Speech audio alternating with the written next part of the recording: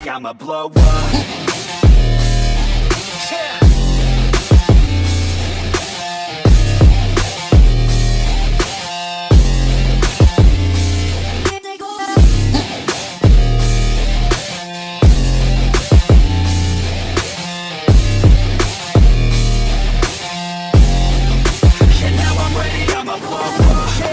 Hey guys, David Miller here. Thanks for joining this fitness community where we help you maximize your fitness, health, nutrition, and quality of life.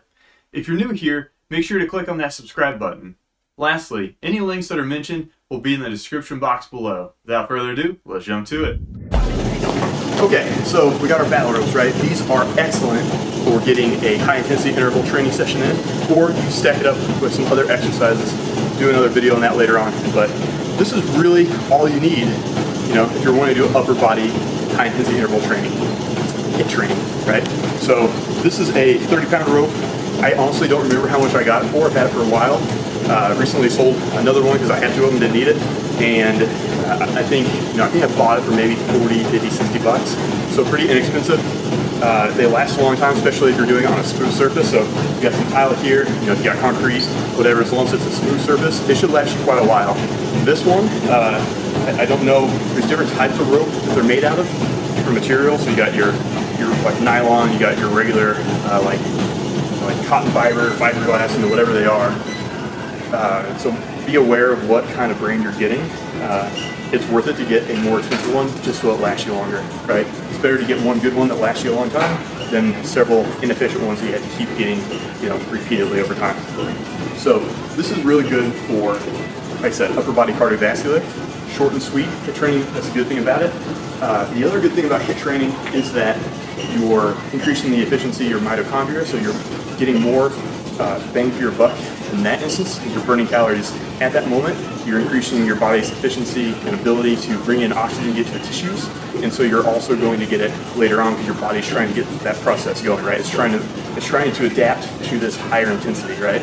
So you walk all day, the body's used to that. You do this, you're going to be out of breath in 30 seconds if you do it right, maybe even shorter. So the other caveat, or the other piece of advice I have for you guys is, like I said, this is about a 30-pound rope. I'm a 200-pound guy, so depending on your level of experience, I've been training for I'm 27 at the time of this video. I'm training since I'm 13, so I have a lot of experience. I'm a bigger guy, so if you're smaller, maybe you want to go with like a 20-pound pair, 20-pound set of ropes. Maybe you want to go for like a 15. They have different thicknesses, right? So you can get these are 2 inches around, you can get an inch around, maybe even like a half inch, right? So just be aware of what kind of rope you're getting, but it's a great piece of equipment. It doesn't take up too much space, probably about yay, right? So enough talk, a little bit more action. So the basic one that we have, and kind of where everything comes from, you want to have a good stance, right? Chest is nice and tall, back's upright, spine supported, slight bend in the knees, and we're going to come up, and we're just going to do both arms at the same time. Now what a lot of people do is they just start swinging, right? So if I'm too close to this, right, those ropes are going all over the place. I'm trying to swing as much as I can. Now the other mistake people do, way too far back, and they start throwing, and it starts, it'll pull you forward, right? They'll pull you forward with this. So there is kind of a happy medium. I usually say, come all the way back with it, and then come forward until, pretty much, if there's a handle part, or roughly a hand length in between, this equals your feet.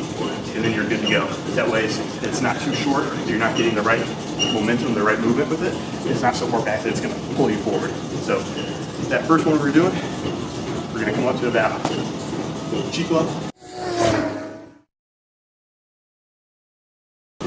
High intensity, 30 seconds. Ready?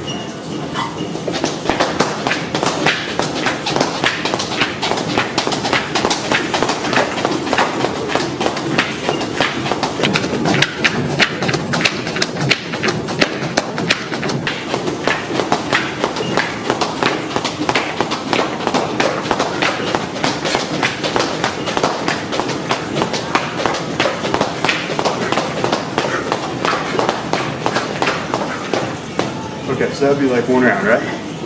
So, heart rate's going up.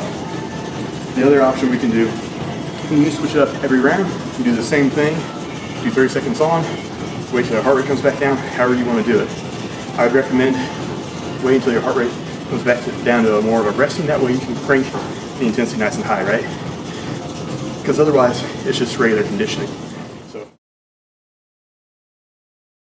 Hey guys, I hope you enjoyed the video. Be sure to subscribe if you haven't already for more awesome and helpful videos. Click the thumbs up to help the channel grow, and be sure to check out all the freebies in the description box below to help maximize your fitness and nutrition.